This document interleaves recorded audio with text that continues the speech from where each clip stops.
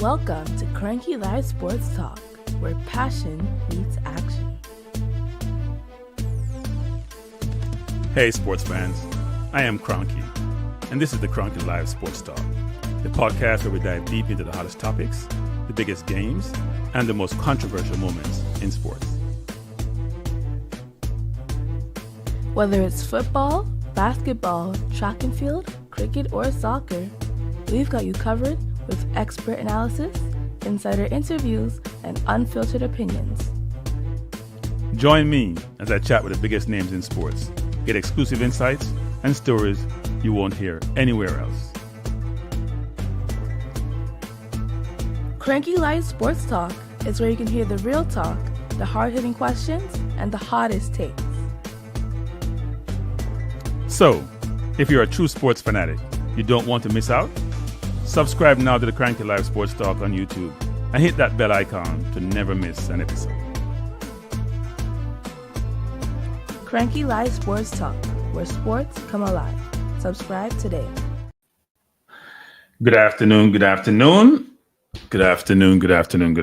you guys hear me out there in YouTube land? Let me know if you can hear me. Hello. Can you hear me? Let's give me an acknowledgement. And as you come in, hit the like button as you come in, people. Let me know if you can hear me, everyone. I'm not getting any response, so that's not necessarily a good thing, but I think it should be good, actually.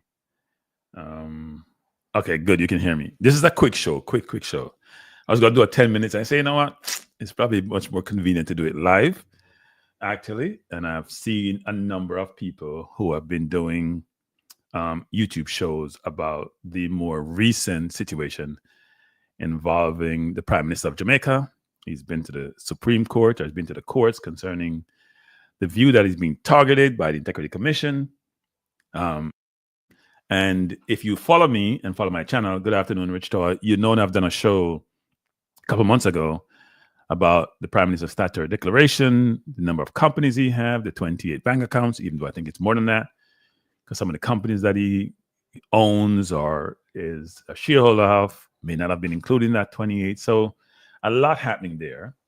Now, what I also realized, which is interesting, is that some of the YouTubers I've heard talk about this, and it's going to be a little bit controversial, but they've been very careful to manage what they say.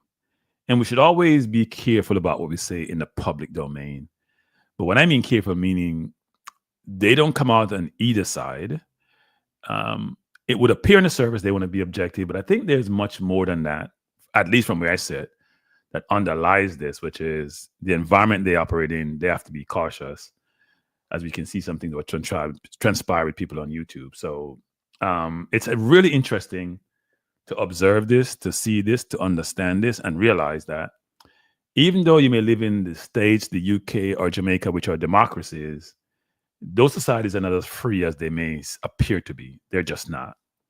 And people will use means and ways to resolve conflict and situations without doing what I would call things that are appropriate. And we live in what I call this diaspora actually world, which is, we live in these what I call conflating worlds, which is this. It's really interesting. It should be dystopia. I'm mixing up my words here. Whereby it's almost like you have two sides of the coin. I want to call it good and evil, but there is almost opposite side of the equation. And in today's society, we actually are on both sides. It's the concept of good and evil, but evil has risen. So now evil is equating to good. And it's really interesting how that is working, actually. And maybe Cranky said, where are you going with this? And if I look in the US, for example, and some of the things that Trump has done, and many know I'm not the biggest Trump fan, you can see how this works, right? He's done a lot of things which are not appropriate. Some may even consider legality of them. And he's been embraced by a majority of the population because they voted for him. In the traditional society that I grew up in, you would be disqualified because of this, right? So this is not to cause us, to throw aspersions on anybody. It's just really to say from where I sit, how I view things. And it's really interesting, people.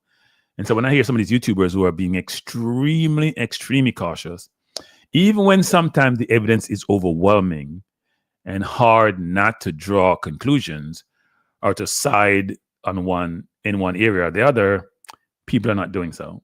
They're just saying you make the decisions, which is interesting actually.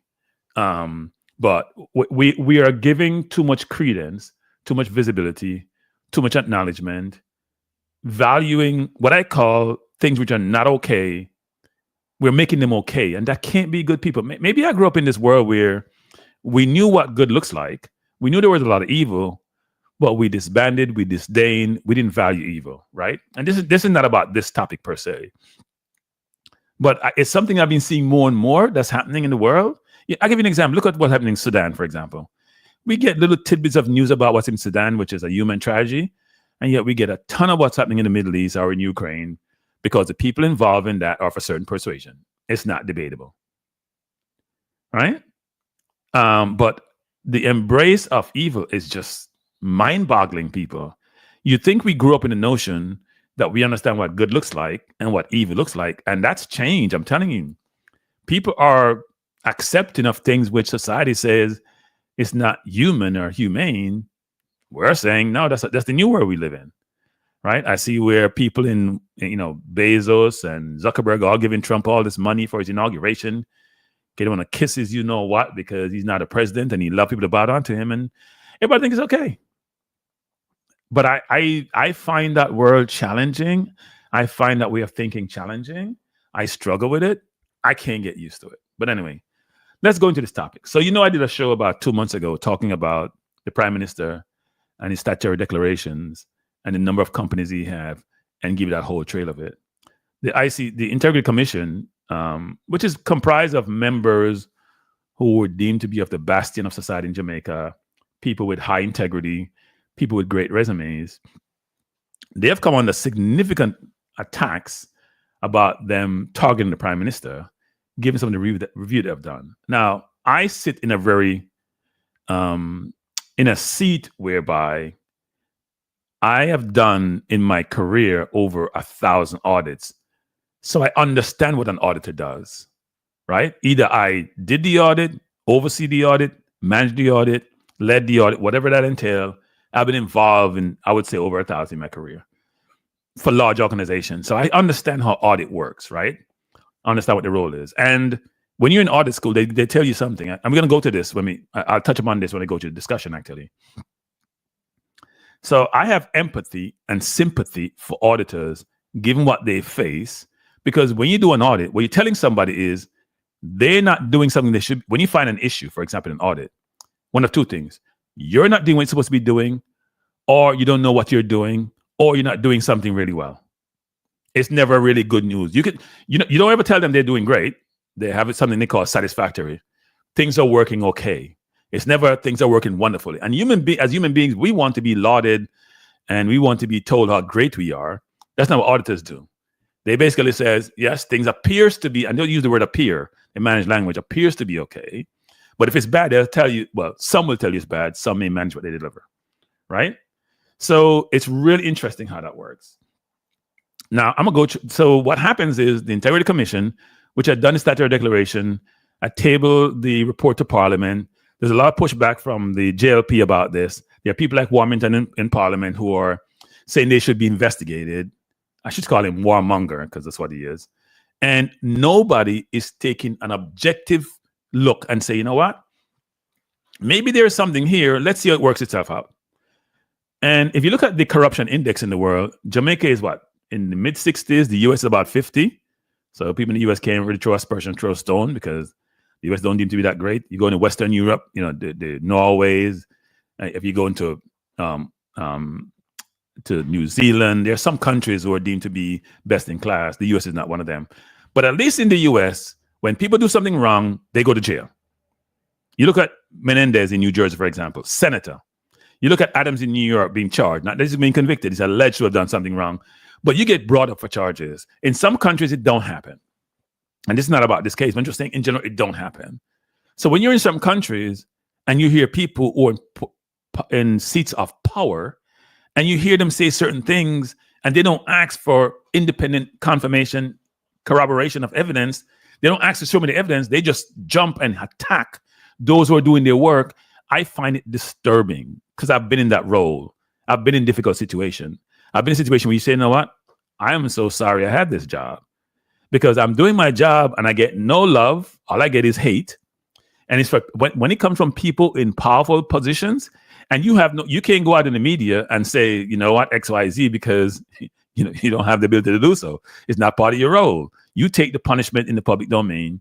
They stir up their constituent, and no one is saying, you know what, let me look at the evidence and draw my own conclusion. They just pick one side, or they pick their side, especially in the JLP case. So let's go through this, people, because it's important to go through this, and we can talk about it. Now, this case is around you know what, before I do that, let me just go through this. So I call it the Estatebridge scandal, cover of Oversight. I have Panton on the cover, who heads up the commission, and then I have Andrew Holness, who is the Prime Minister of Jamaica, right? So the IC come out with their report. It says a couple of things. The allegations of breaches of building permits. So here's the background. The ICC did their investigation. It comes out of the whole review that was done, the statutory declaration. You had a bunch of companies.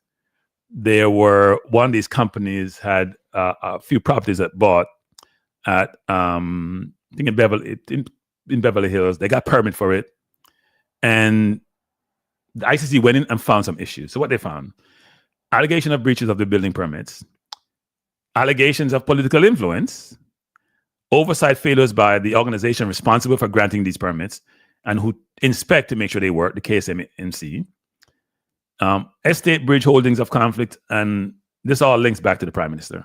And he came out and says he's being targeted because he has nothing to do with these companies when they're all intertwined, people. We're going to go back to the background and some of this, and you'll see why it's all intertwined. It's really interesting how this works, right? Really interesting. So on July 10, 2024, an anonymous report triggers the investigation. Somebody is saying, and we have whistleblowers in the US, right? But in the US, they pay you for whistleblowing a lot of times. Somebody is saying something was done, it was not right, and I'm going to tell the watchdog, the Integrity Commission, about this. So the allegation is that Estatebridge development breaches building permit. There are two sets of blueprints, one for approval and one for construction. That means I gave one set of blueprint to KSAMC, who is the organization responsible for building permits. And then I had a whole different set of blueprints I'm going to use to build that doesn't align to that. Interesting. And obviously the property are linked to the Prime Minister. Now, if you think about Estatebridge key players, there is Norman Brown, the director, Sejia Anderson, the founder, director, and shareholder, and then Adam Holness, who is the son of the Prime Minister. He's a director and shareholder. Now, the shares in this company were initially held by the Imperium Investments, which is owned by the Prime Minister, wholly owned. They surrendered their shares in 2022. And if you look at the whole concept, you would say, well, was all this thing that's done, the Prime Minister is no longer involved in Estatebridge, was that just a mask to say, you know what, I don't want to be seen to be linking, so therefore let me transfer my shares not to have that linkage. But what to think about this much more is to do with this, you know what? Let's go back to history, people. It's important. The property at 2 Wycliffe Close was originally owned by ADMAT Incorporated, a company, I said here, linked to Andrew Holness, owned by Andrew Holness and his family. So let's go back to ADMAT. You remember ADMAT, people?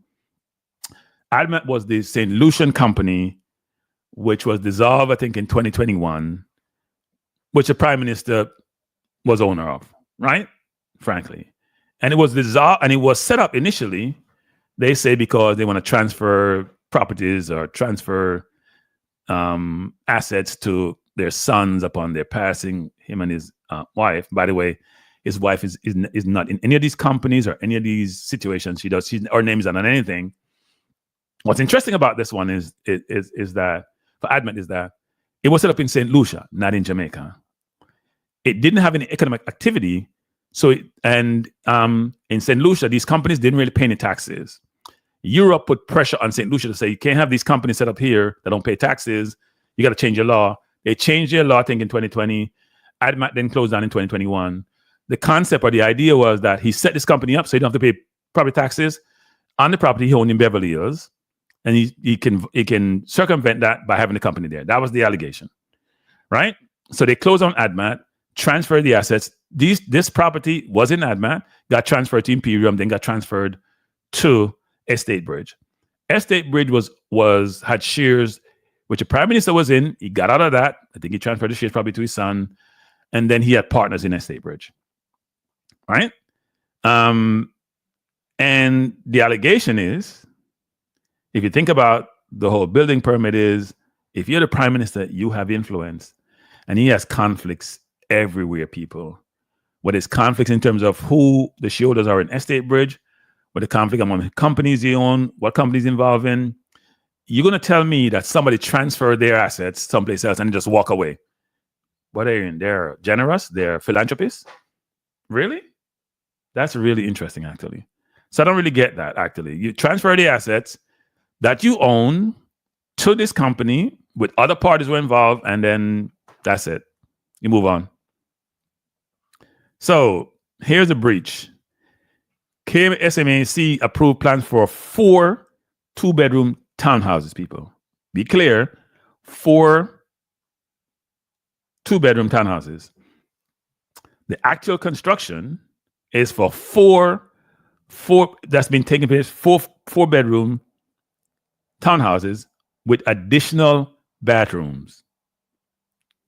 Then they have additional partition walls and plumbing not even approved blueprint. So you give a blueprint in any housing construct, right?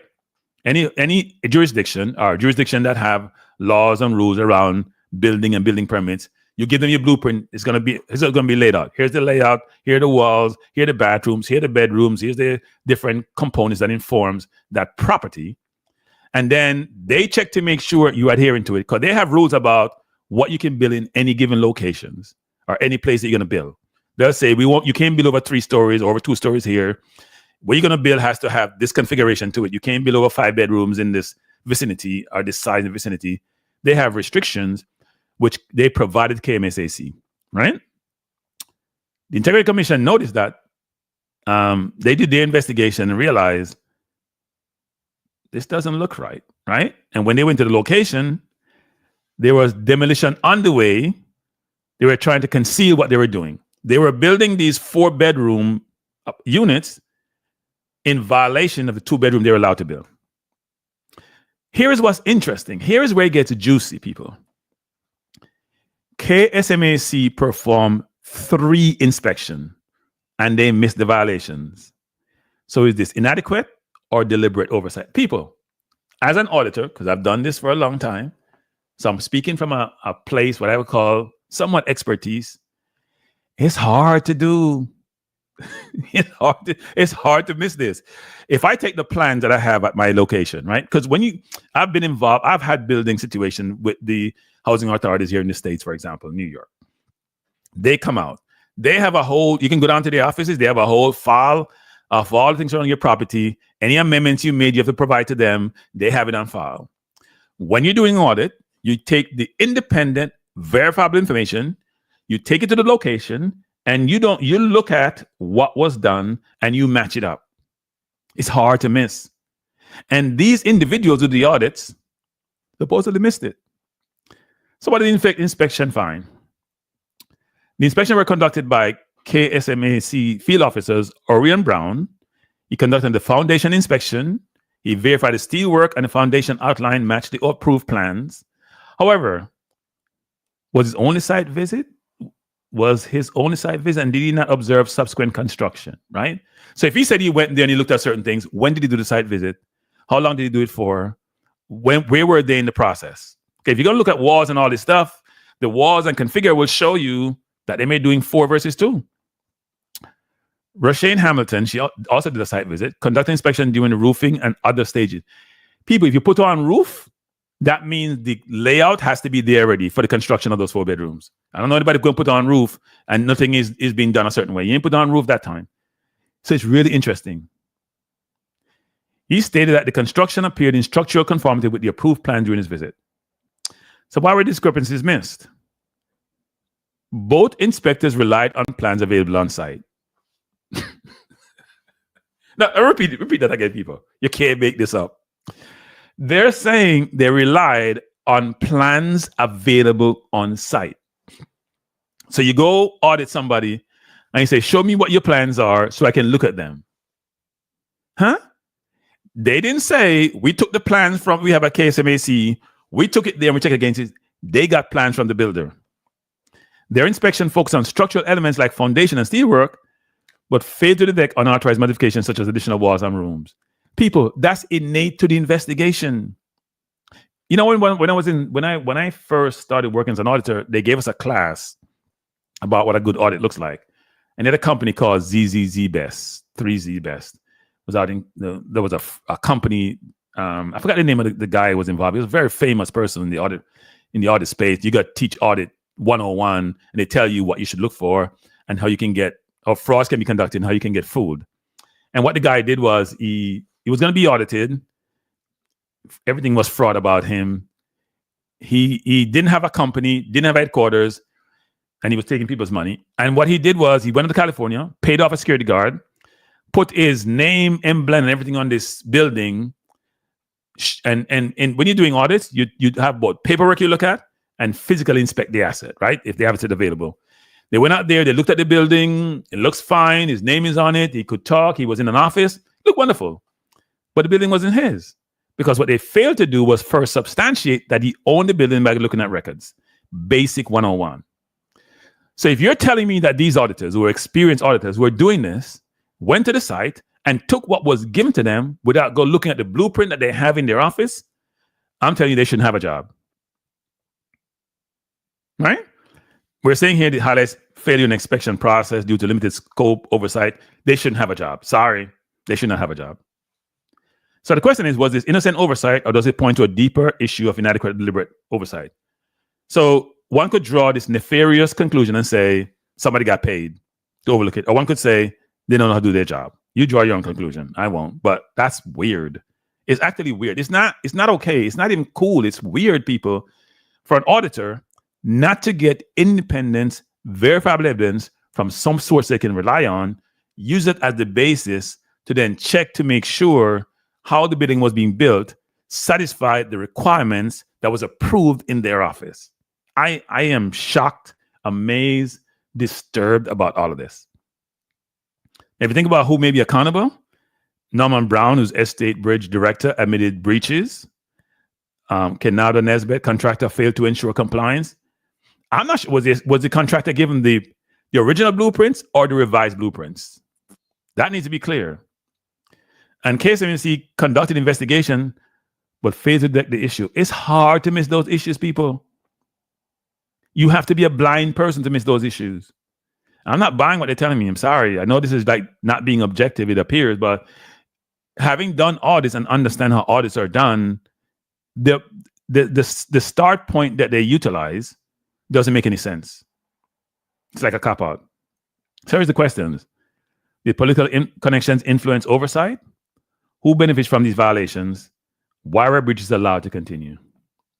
Huh? And then we got to go back to what's the remedy, because I tell you in the US, for example, in New York, for example, the remedy would be one of a couple of things. You either knock down the structure or you amend the structure to satisfy what would be required if the original one was approved, right? You'd have to go get some architect and others to go work to get this done, and get your electrician and get your plumber and get everybody to change things, because I guess here they don't play, but yeah, it's a little bit different. I guess in Jamaica, we'll see what that entails. So Integrity Commission recommendation after the investigation is strengthen KSAMC's inspection protocols. I don't even know what's being. This is euphemism for learn to do your job, frankly. Introduce financial penalties for deliberate permit breaches. We don't have those already? Really? Increase transparency in building approvals to prevent conflicts. Ensure accountability in the construction sector. And they're basically saying these reforms are critical to restoring trust in Jamaica system. You're assuming that we have trust in the system already. Sorry. We're seeing too many of these things. That the last point about these reforms would ensure trust in the system. Do you people have trust in the system, people? Really? Based on what we're seeing? Because this thing with the Prime Minister comes out and says, I'm being targeted. And then his supporters lose their mind. This is about the PMP. Integrity Commission is undermining them. I've said this before in the previous review I did of the statutory, when we talked about the whole previous situation with him. and its statutory declarations, which is the people in the commissions are of the highest order in Jamaica, impeccable resumes, impeccable history. Why would they want to come out and destroy their own reputation for political means? And all 5 of them are all PNP supporters? Really? We should believe that? It seems like when people are pushed in a corner, they come out and hit back at those who are just doing their jobs, and people buy into it. I had a lady come on my channel when I was talking about the statutory declaration, and she was using all these foul language. And none of these individuals would take the data, take the 67 page report. The previous report was 171 pages. This one is over 60 pages. Take the report, read through it, sanitize it, not even sanitize, assess it, and then say, you know what? Doesn't it make sense?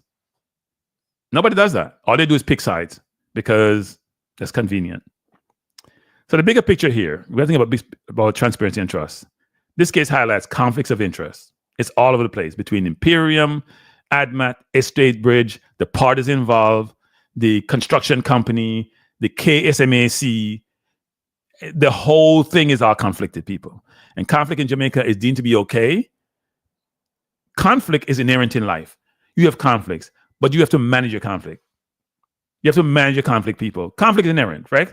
I'll give you an example. In Wall Street, for example, the regulators will put construct around regulation around conflict, what you need to do a conflict. Here's an example of conflict. I'm a person who have an IRA, your retirement account, or a 401k, whatever. You want to sell me a product, right? You're a salesperson, now wealth management business. But you get commission for selling the product. The way that's managed a number of ways, which is one clear way is you have to disclose to me in writing and sometimes verbally that you get paid for it. So I can say, you know what? You may not have my best interest at heart. If you're getting paid for this, I'm not comfortable not doing it. But you have to disclose, you have to make it transparent so everybody knows what's out there. That's one way of helping to mitigate that conflict. You know the conflict is there. You disclose the conflict to everyone so the world can see it in your disclosure document, and so therefore can make an informed decision. But the fact of the matter is that you're going to have these conflicts. They're hidden, and the KSAMC is going to approve, is going to do inspection. People, here's another thing. You have requirements about building limitations, building configuration, building requirements, and then somebody's going to give you a set of plans which satisfies that, and then have their own plans. And we're saying, and Prime Minister, who owns Imperium, frankly, who was involved in ADMAT, where the assets were transferred from, is saying they're picking on him. Whether they're picking on him or not, because I'm not there to figure that out. I don't know what relationship you are with the Integrity Commission. The facts are not disputable. Right? So here's the question, key question. Can we trust building inspectors to be fair? Or they're fair or they just overlook what's convenient? How do we prevent conflicts in politically connected projects?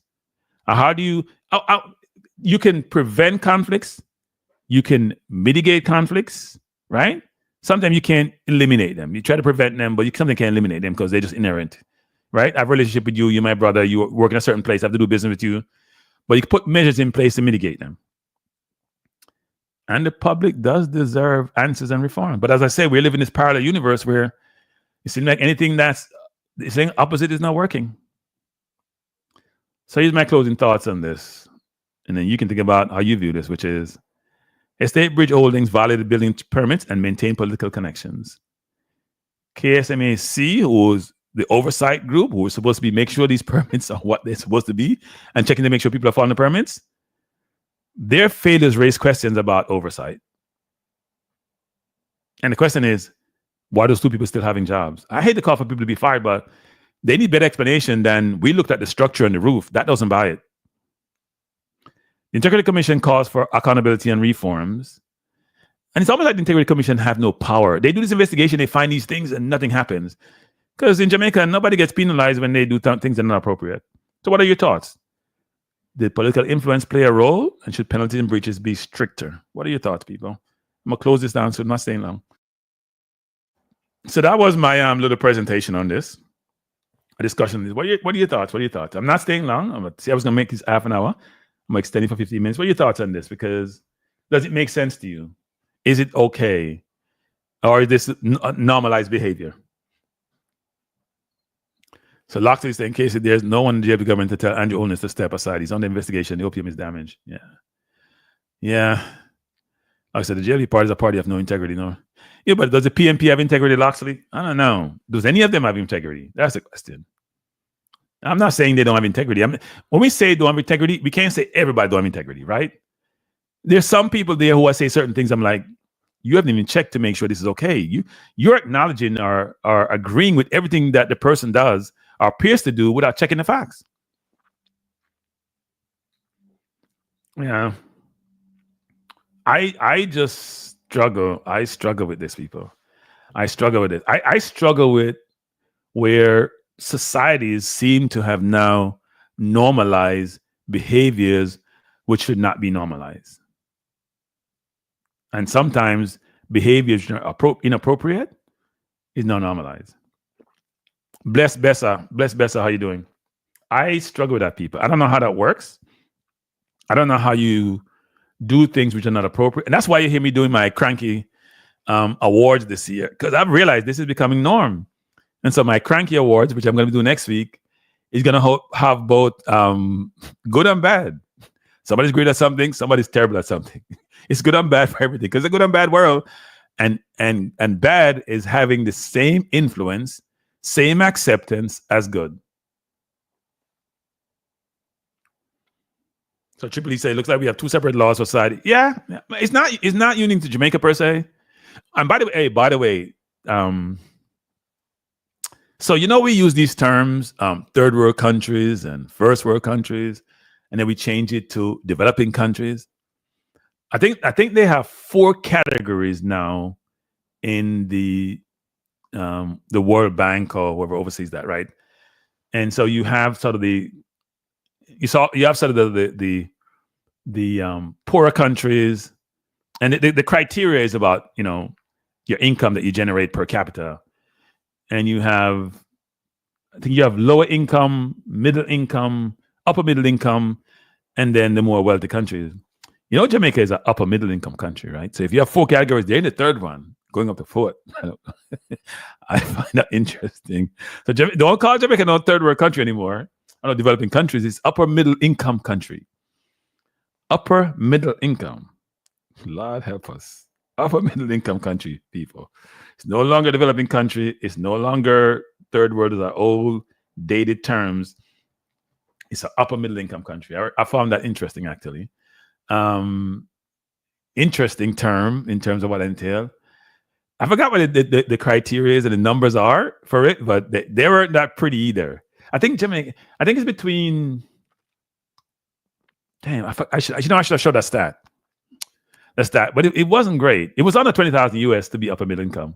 That range is under 20,000. I forgot what the other numbers were. For some countries per capita, people make little or nothing. Some people are worth $350 billion, and some people, most of the world is worth little or nothing, and we think that's okay in society.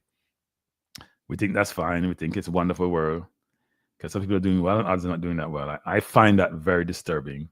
And as I said before, I find this whole change in society. It's new IMF categorization. Yeah. They have 4 categories now. You can look it up. But we in Jamaica are upper middle income. I think the US may be in the upper echelon. I forgot what the 4 labeling are, but I know it's middle income, upper middle income. There's lower income, and then there is I forgot what they call them, or the highest category. So as you can imagine, all the Western European countries, Canada, New Zealand, Australia, US, are all in the sort of upper echelon countries. But Jamaica is in upper middle income. So if you're in Jamaica, you are at a minimum upper middle income. So you should be happy. You're not at the bottom of the totem pole in terms of countries across the world and how they categorize them. You're in upper middle income. But yeah, no. So I just thought I would bring this because I saw other people on YouTube doing these shows, and I saw them talking about this topic, and I thought they were somewhat political. One YouTuber I know who did this, who always says, people over the fence, hey people, he might drop off the fence, and people in the fence, he might drop off. I say, somebody push him out. I'm gonna push him off the fence. Push him off the fence. He's on the fence struggling. He needs to. I mean, understand why am I doing that? Because him live in Jamaica, so if you can say cranky, live in Jamaica. But in the fence, people, and they say he might drop off the fence. We don't nudge him. I want him to nudge him off the fence. People in our people in the fence, and our people now in the top of the fence, and him balance not steady. You think about one side or the other. Even if I have evidence, it must still throw out query and question. Even the evidence is overwhelming. As I've said, I will bring out what I see the evidence entail because I know what auditors do. I have no reason to question the Integrity Commission. And here's what people need to dispute people. So if you are a JLP person and you're fair and objective, your first question is, okay, was there a building permit? Unless you're saying the whole thing doesn't matter. People do that all the time, so it doesn't matter. That's how people dismiss these things. But here's the question. Was there a building permit? What's the requirement for the permit? Which permit was approved? What did they build? Do they align? No, something is wrong. Okay, who owns this property? It's owned by Wholeness, Son, and some other people. Is it connected to Wholeness? Well, he transferred these properties from ADMA to Imperium to this company. So, yeah, he got to be involved some way, shape, or form. But he tried to make it seem like it's arm's length. He's not involved, right? So then you're saying we're all idiots. We don't have no sense. We can't connect the dots. That's what you're saying. That's what you're saying. Sorry, that's what you're saying.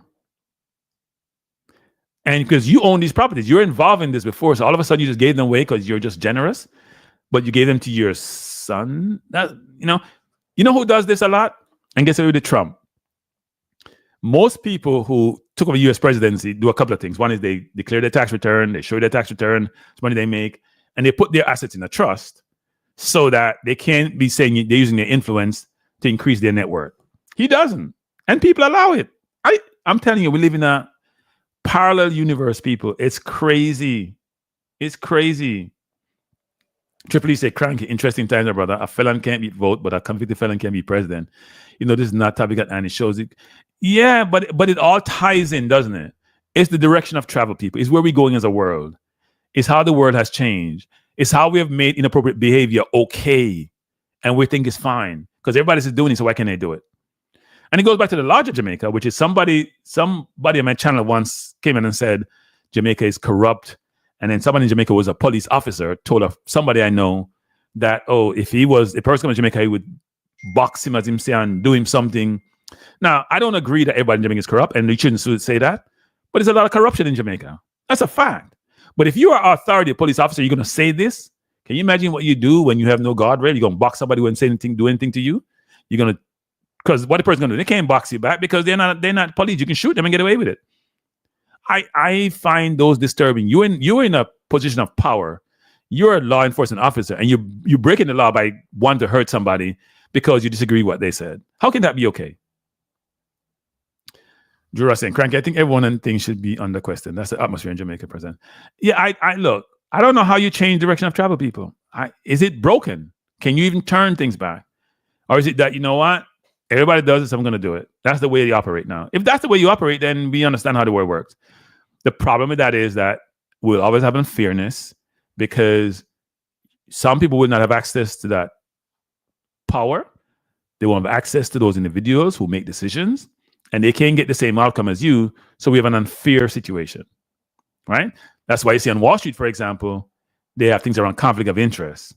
They have things around market integrity. So you hear things of people about being convicted for insider trading, which is, information that's supposed to be confidential. You use it to increase or to buy and sell stock, not because then you disadvantage people in the market who are trying to figure the market is fair and trying to buy and sell stocks also. I'm also going to use Wall Street example because I'm familiar with. Right, these things occurred.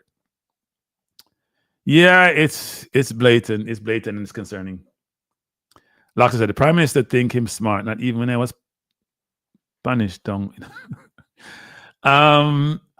Look, I think the Prime Minister have things to answer for, but he doesn't have to answer because he has people in Parliament who's in the party who don't want to hear anything that may seem negative towards the Prime Minister. Why wouldn't you people in this party say, wait, look, when Menendez was getting charged and prosecuted, I didn't hear a lot of Democrats coming out saying, you know what, you can't prosecute Menendez. This is ridiculous. This is inappropriate, blah, blah, blah, whatever. I didn't hear people saying that. Even when Biden's son, Hunter Biden, who I think was being pursued in a certain way where those charges may have been dismissed in normal environment, I didn't hear a ton of Democrats coming out and saying, this is horrible, this is terrible, it's all politically driven. Some may have said something, but it wasn't universal. Some may have questioned why they're pursuing it because Trump is being pursued. It wasn't universal. It's amazing how this works, people. When the people are supposed to uphold the law, supposed to have integrity, supposed to be the ones who are patriots, who want the country to do well, who want to provide for its citizens, especially the ones who can't do well themselves, and is supposed to help them achieve their objective and help the country move forward, they're the ones coming out and being political in this instead of being patriot.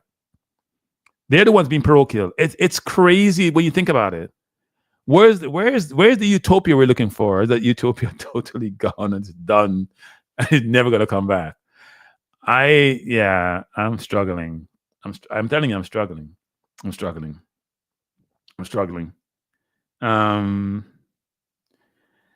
It's crazy, people. It's crazy, and I am disturbed by this. I am concerned by this, and I will never, ever buy into this. Never. I believe in life. You have good and evil, or maybe good and something in the middle and evil.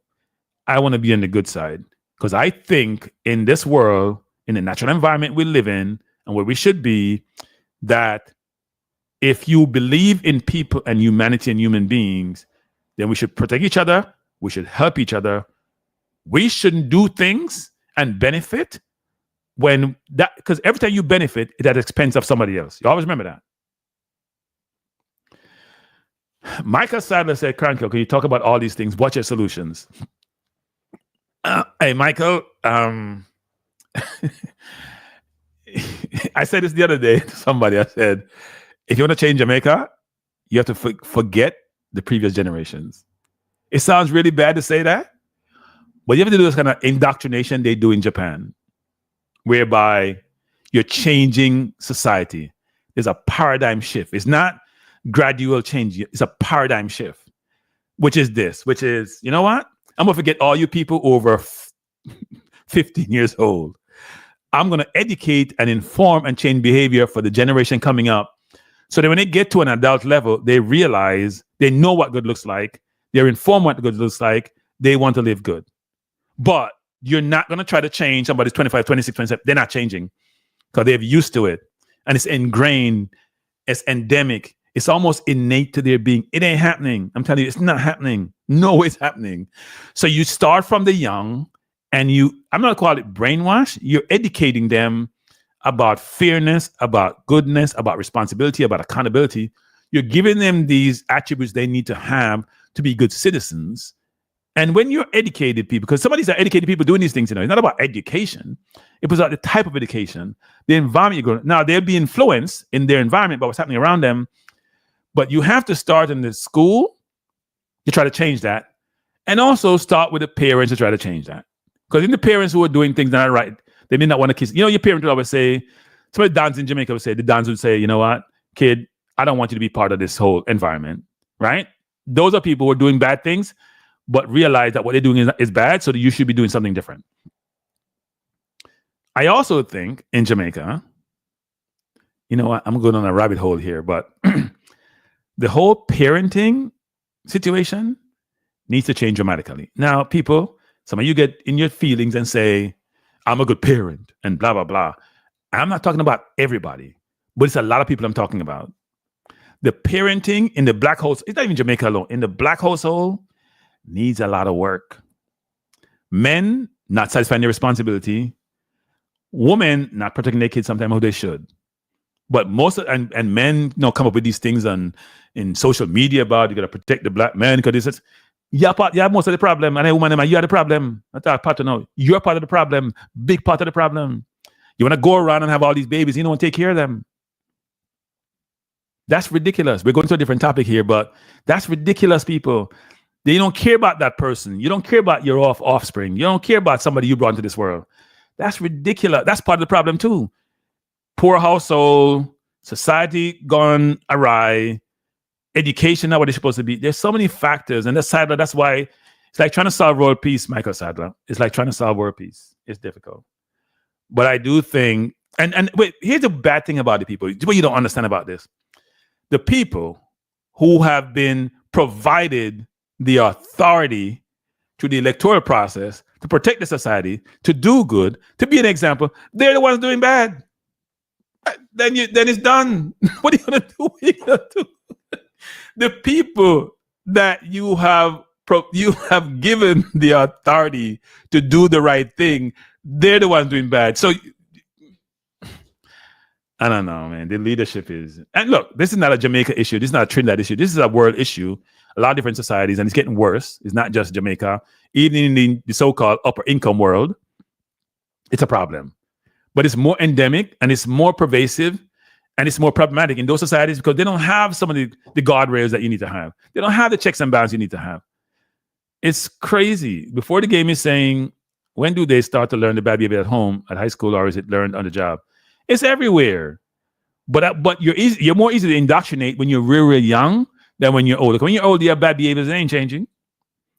It's everywhere. It's not just at home. It's with your friends, it's with your family, it's everywhere.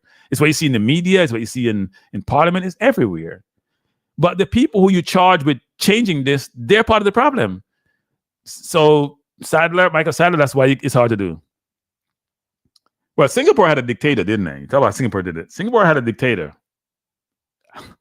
And it's easier to implement things in a dictatorial society than it is in democracy. Democracy to me is great. I wouldn't want to live in a communist or society, but I'm telling you, there's so many restrictions in democracy. It's crazy. It's crazy. Because in some society, if you in some place in the Middle East, for example, you steal something, they cut off your hand. Or in China, they execute you sometimes. If they have significant crime, they have significant corruption, they just execute people. Right? We are much more humane in doing that, and we allow some of these things to occur. But my disturbance is if the people who are charged with being examples, with doing things the right way, if they are the ones not doing it, then what do we do? It's like you give up. It's like, you know what? I'm just going to look out for myself because I don't have a choice. Hey, by the way, I should say this. Somebody gave me a super chat earlier. You know, I can't miss this. You know, Cranky, you're really bad. I see another one came in, but I apologize. Oh, Farmer Jag, thanks a lot. I do appreciate the super chat. Truly appreciate it. Colin Quest. What Colin always tease me about Arsenal? Why you always say that Arsenal? Why you say we're I forgot what you call us.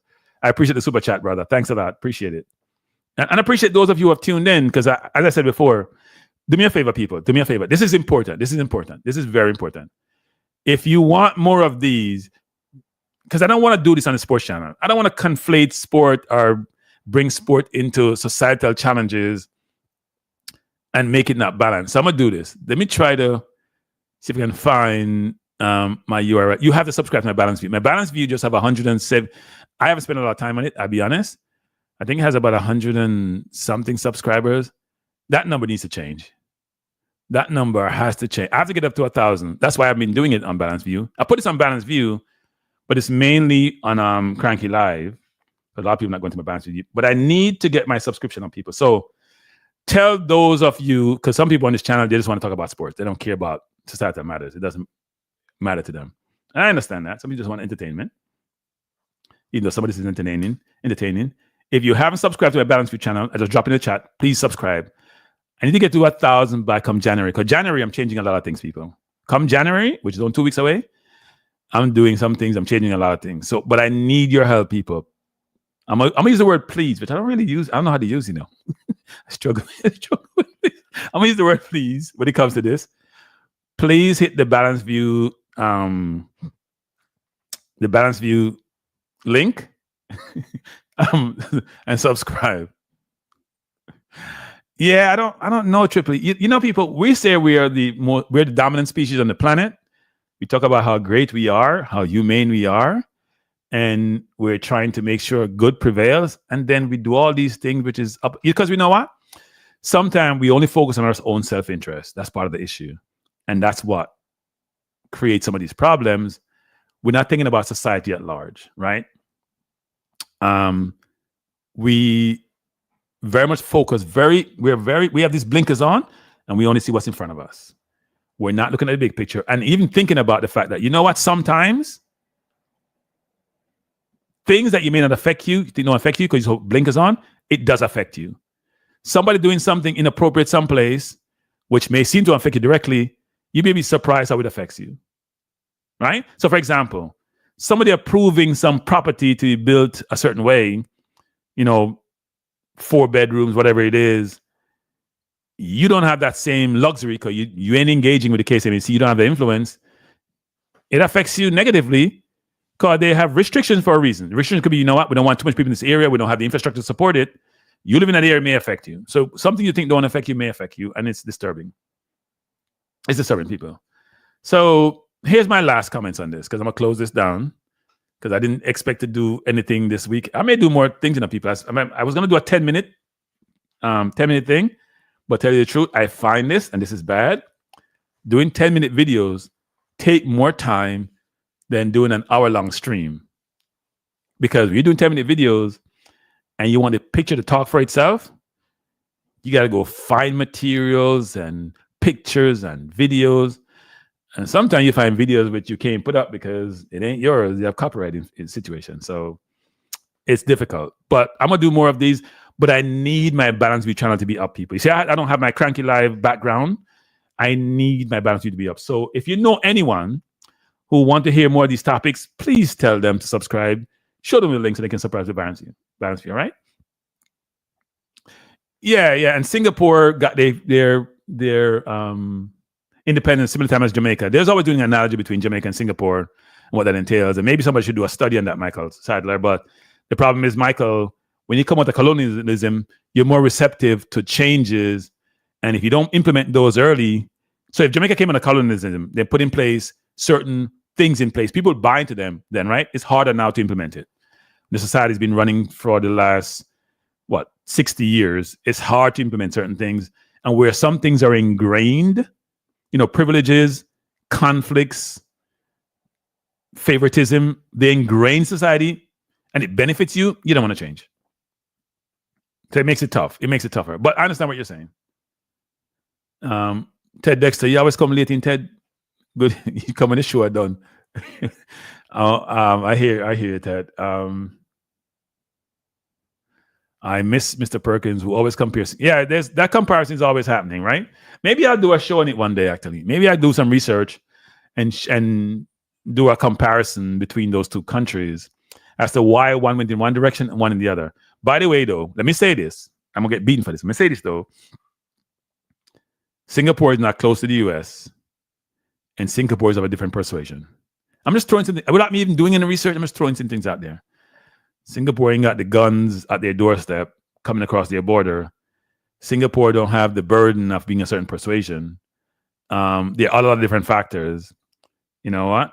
People in Asia have more independent. Look at China. They have been colonized. Japan was there for a while, right? But some people don't have that history in a certain way, right? The British were in Hong Kong, for example. They had to give it up.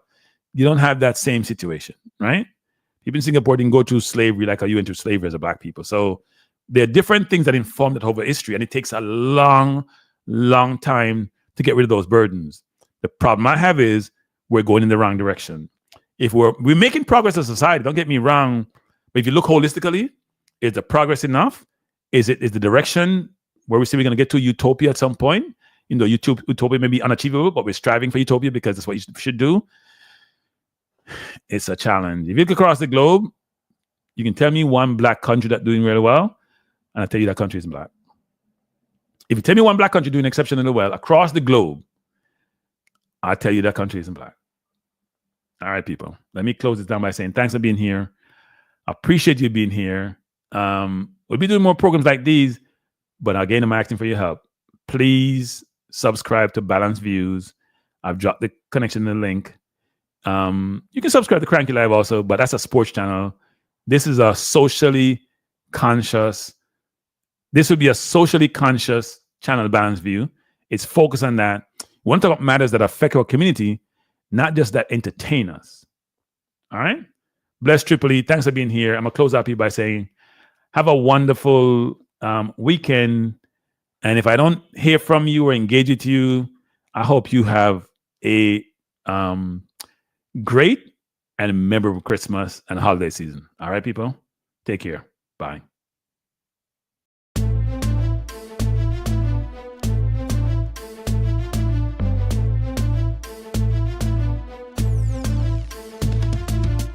Cranky Life is the best to be now. For the best sports talk, and it's free, yo. Cranky Life will be your guiding light by keeping you informed both day and night. cranky life. Tell them, cranky life. Heed them, cranky life. Want them, cranky life. From the courts to the field, we'll never lose because Cranky has the hottest news. With expert analysis, we break it down. Our in-depth coverage is best in town. Cranky life, tell them, cranky life.